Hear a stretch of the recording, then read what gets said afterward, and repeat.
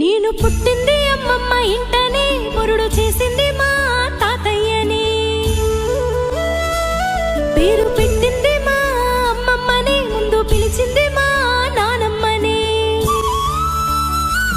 ముద్దులాడరు మా మావయ్యలు, మురిసిపోయారు మా అత్తమ్మలు.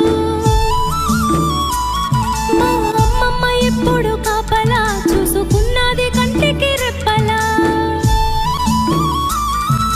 లాల పోసింది, జోల పాడింది, బుగ్గ చుక్క పెట్టి